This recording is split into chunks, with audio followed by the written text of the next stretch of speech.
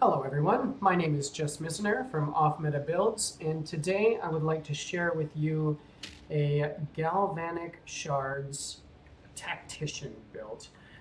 This is probably the closest thing to a meta build that we've shown on this channel, but I think the thing that makes it off meta is playing the Tactician Ascendancy. There is a reason why we went Tactician, and we'll talk about that a little bit when we get into the passives. But I found this build to be an awesome league start if you wanted to run league start with it. It's relatively tanky. It's pretty tanky. It's not as tanky as the Chronomancer, but it is pretty good. We do have quite a bit of health. We do have a decent amount of armor. I mean, we could use some more for sure. Armor and evasion is sort of what we're going with. Decent amount of life recovery, but the real defensives come from our spirit. We're utilizing a lot of spirit in this build. Tactician allows us to run Herald of Thunder, Wind Dancer, Overwhelming Presence, Trinity, and have a companion. So we got quite a bit of damage from the Herald, and we do get quite a bit of defensives as well with our spirit. This build requires absolutely no uniques at all to get off the ground and get running. I have a couple of uniques that really do enhance the quality of life, and we'll talk about that. What I do want to say is I did not create this build. The first time I've seen this build was on Spud the King's YouTube channel. I will post a link to the build guide that he created, as well as his max roll guide.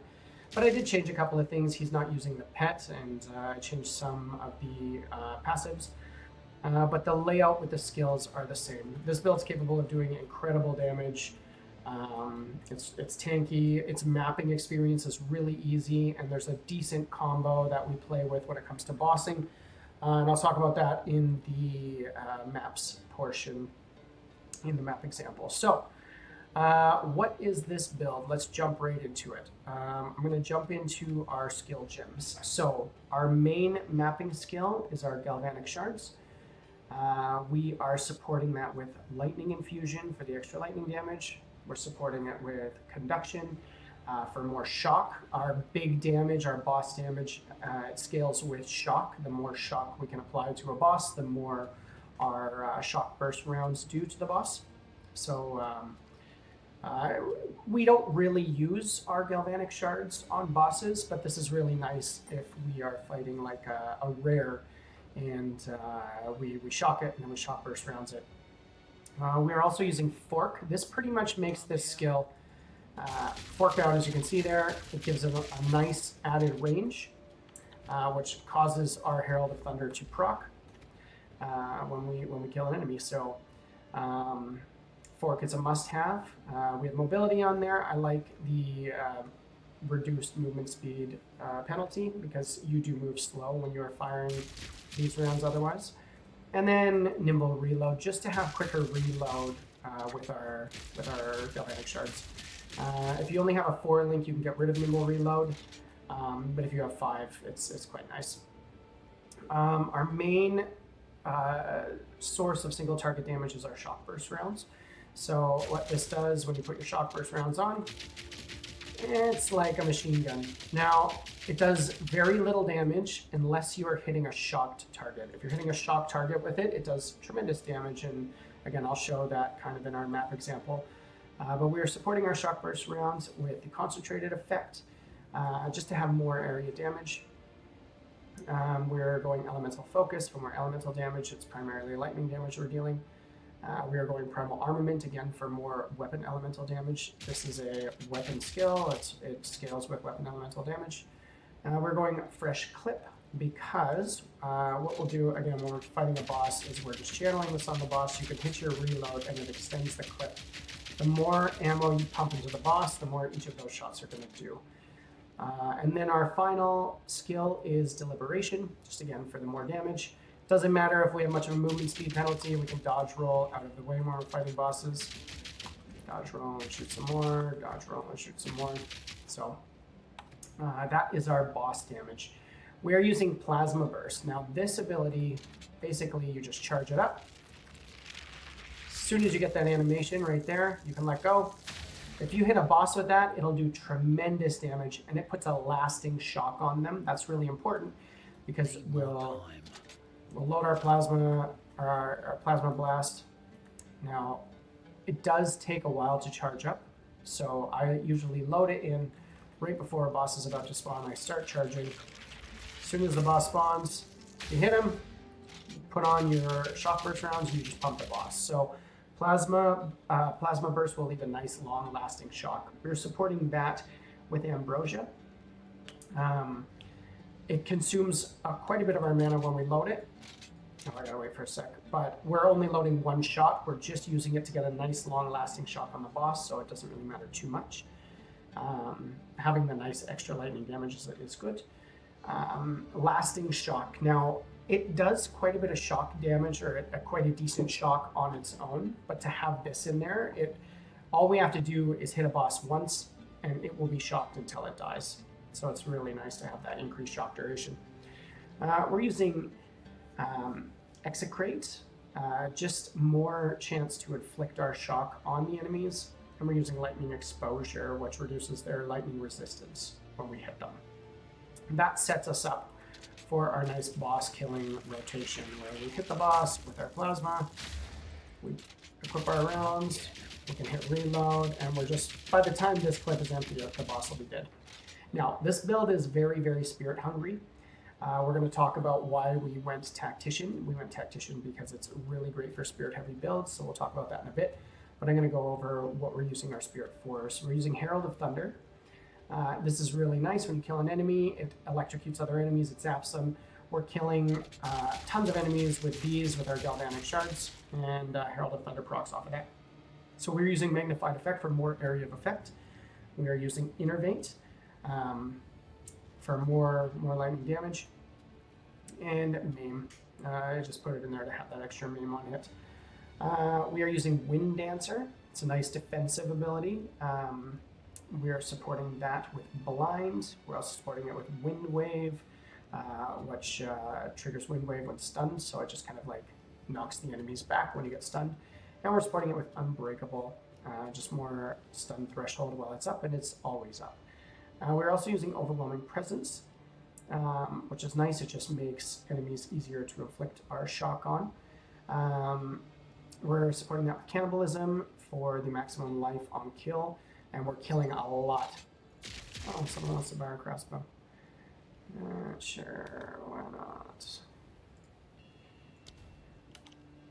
not? We're also using Herbalism for the increased life recovery from flasks, and we are using Clarity to have the mana regeneration as well, which is super nice. We are also using Trinity. Trinity is nice. It's just have an increased elemental damage when it's active. So we're just level 1 to support lightning skills, cold skills, and fire skills. All the masteries on there. Now we can, if we had some fire and cold damage, we'll sell that to that guy later. If we have some fire and cold damage on there, it'll get our Trinity building up quicker. We're pretty much just using lightning damage, so it's not super important. And then I have the companion. Now this companion here has extra physical damage aura. I would like an extra lightning damage aura, and also has cold resistant as well. That was kind of the best pet I could find at the time. It's pretty tanky. I kind of like it. We're supporting that just with increased slow magnitude, with encumbrance. We're using persistence so that it has more skill duration. We're using last gasp so that when it dies, when its health is reduced to 0, it dies 4 seconds later. And just Elemental Army for the all-elemental resistance. Just trying to make this guy as tanky as possible so we can have that physical damage aura up as much as possible. Our final skill we're using is Emergency Reload. This is when we are using our shock burst rounds. As our click drains, you can see the number right there. As we get close to 0, we just hit our reload and it pops our clip full. Now, when we are when we're using this ability, the more ammo we use, the more damage it deals. So I saved the emergency reload specifically for that. We're supporting emergency reload with Ingenuity, just for the cooldown recovery rate. Premeditation, so that skills that are supported by it are empowered, dealing more damage. Again, we're supporting our shock burst rounds with emergency reload. and Murderous Intent, so that our Shock Burst rounds have Calling Strike when supported with Emergency Reload. That's kind of the skills. That's pretty much it. It takes a ton of spirit. This build takes an absolute ton of spirit. So I'm going to talk a little bit about the Ascendancy now. We went with Tactician. The reason why we went with Tactician, there's a couple of reasons. But this right here, persistent buffs have 50% less spirit reservation. It's super nice, and 8% increased spirit. So my build it costs what? Pretty much 183 spirit. It would cost double that without this node. We wouldn't be able to run as much as we do, as many buffs as we do without that right there. Another nice thing to have here is our 100% of armor and evasion as stun and ailment threshold, which is really nice. And then up here, defend with 200% of armor. Enemies have an accuracy penalty, and we have more evade and more physical damage reduction. So most important is this for our spirit. And then up here, just to be a little bit tankier. And then I was considering dropping the pet for a banner and going here to get the extra banner, but I went with the pin. The pin is not necessary. You could run this build with just the first, 6 ascendancy points without even the last ones. The last ones are just kind of a little quality of life. I'll put a link as well in the description for the max roll guide for this build, but very standard setup. We're looking for projectile damage. We're looking for increased damage with our crossbows, which are considered a two-handed weapon. This is nice just for the more evasion and more armor. We're going down here. Standard crossbow, reload and attack damage, picking up these lightning nodes, lightning damage. We want the increased shock. We are kind of just working our way up here, picking up more shock damage and more debuff damage. Now, we do like crit. This build is a crit build, so the more critical chance we have, the better. So we're picking up critical nodes along the way. And yeah, again, very standard build for a lightning crossbow. Our jewels, I liked the little bit of mana recovery there.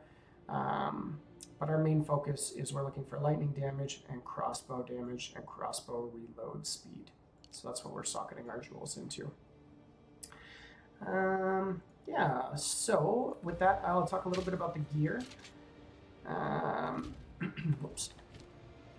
So this is a pretty nice crossbow. Physical damage, lightning damage, +6 to projectiles. The plus to projectile skills is your most important. I would say physical damage and lightning damage are next. Higher physical damage is really good for us. For our helmet, we want critical hit chance is important. I like the rarity on there. I like to get all my characters up to 100 rarity at least. Just it helps with the currency farming. I have sunk a bit of divines into this character, so my divines are a little bit low right now.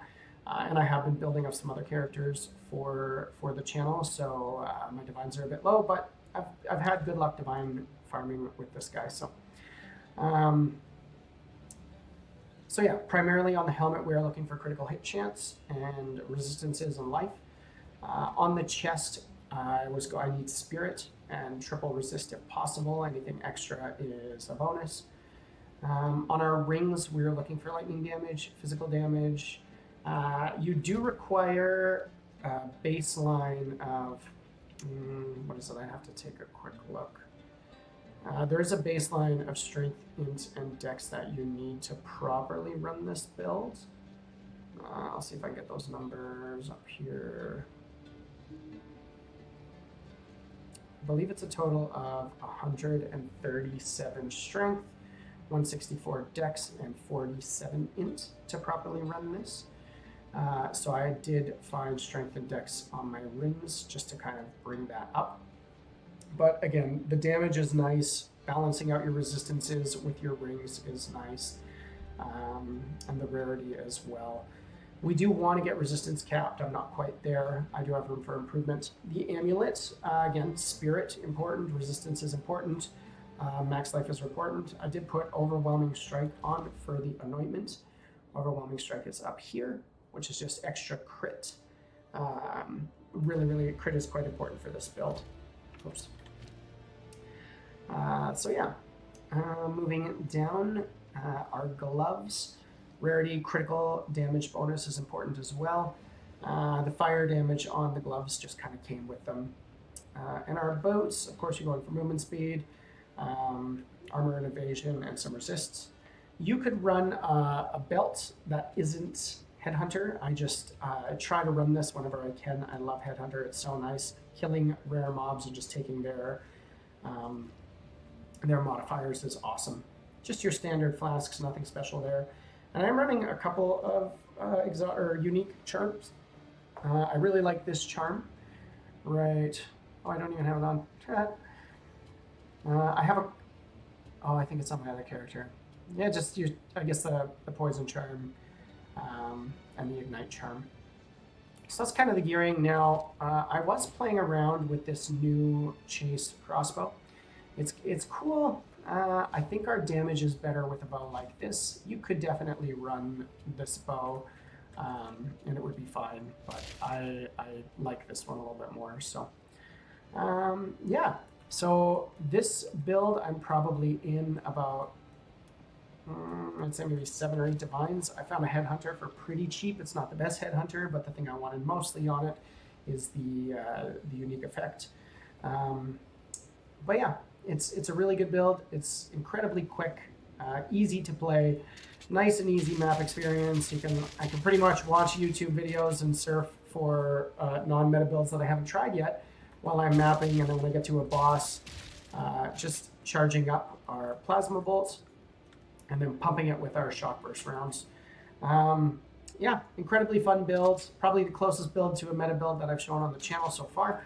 But it's a really good league start just because you can get into this and have it be very effective with relatively cheap gear, so that you can save up those juicy divines.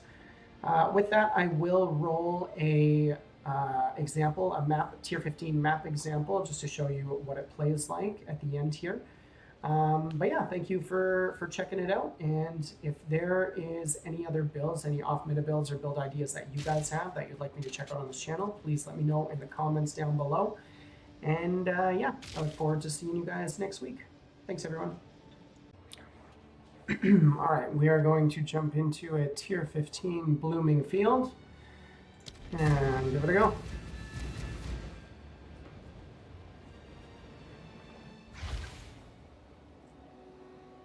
Okay. So we're pretty much just popping our Galvanic Shards. And pretty much everything will melt.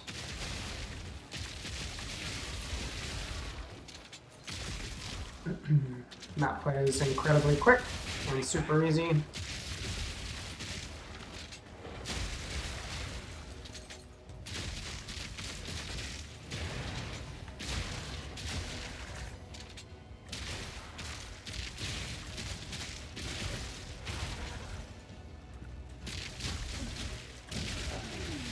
It starts to snowball a little bit with Headhunter. As soon as we kill a rare and just any rare with decent modifiers, we just start chaining the rares. Gets a little overpowered a little quickly. Alright. So we'll continue on, just looking for rares.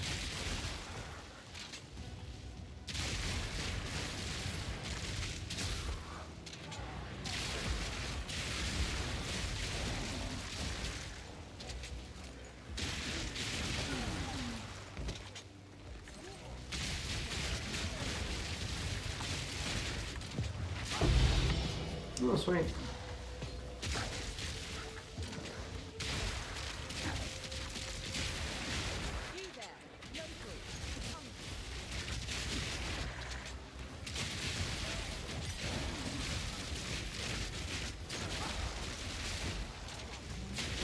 This build is super tanky. It's really nice.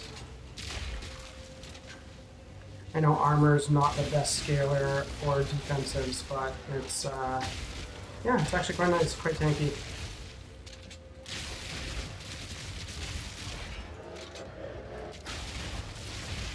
I think I'm only 79 too.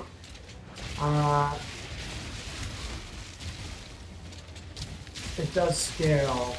We end up doing a lot more damage and are more tanky. Higher level we get, like pretty much with any build.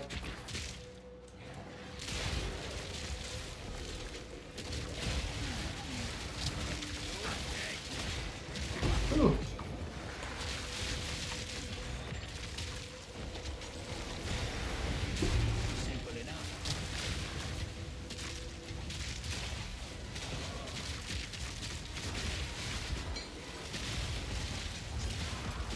Well, Headhunter is not at all needed for this build to function. It's just a really nice unique to have.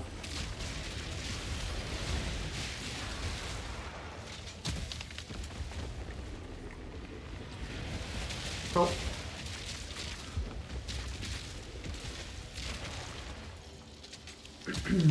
I'm really not playing my best either. I've kind of been going pretty hard in Path of Exile 1, just have never really gone hard in the game. I think I've gotten the maps once, so it's kind of just enjoying that process.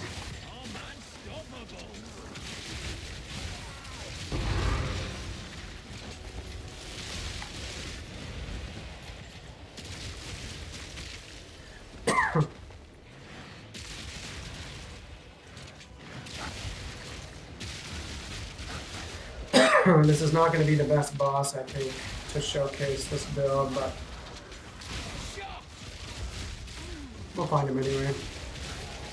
I wonder if I can one-shot him. We'll try.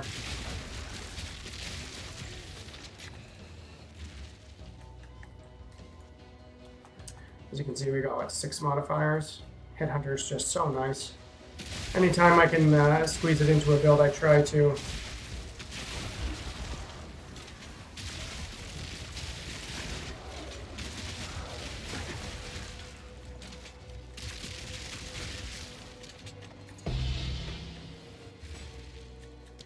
Where are we going? I think we're going up and around.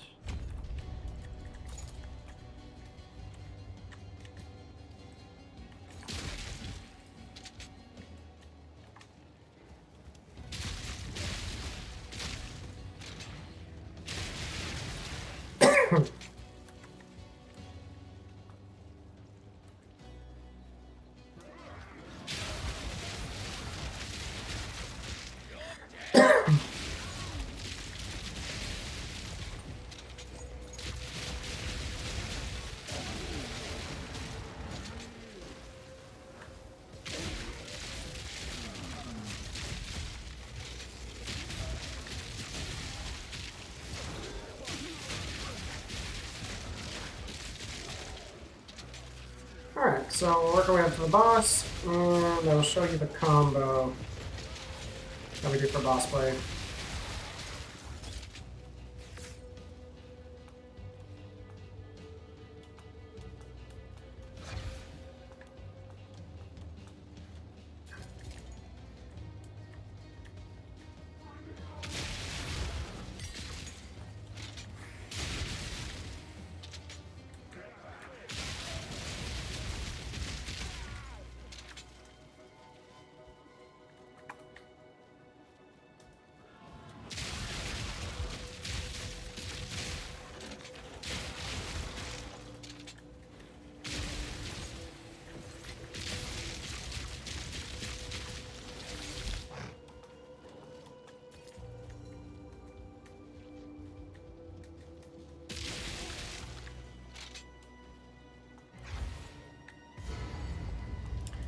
Alright, so we're going to load in our plasma burst.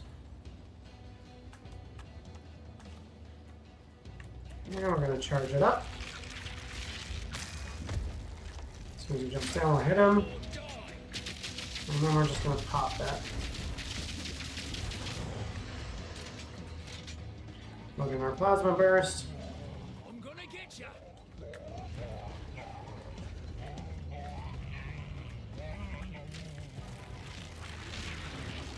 Oh, sure done it now.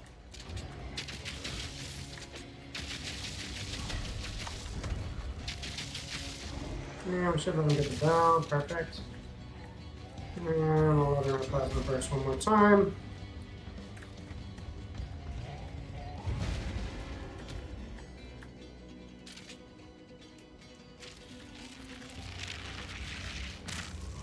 Charge it up. Not yet. Whoops.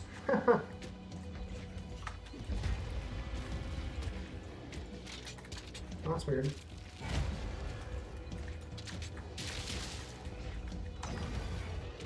Oh, I messed that boss up real bad.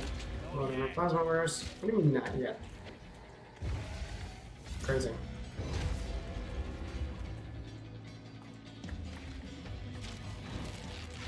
And another plasma burst. Pop in our rounds and just unload. It's that simple. Yeah, that's pretty much it. That's pretty much all we're doing.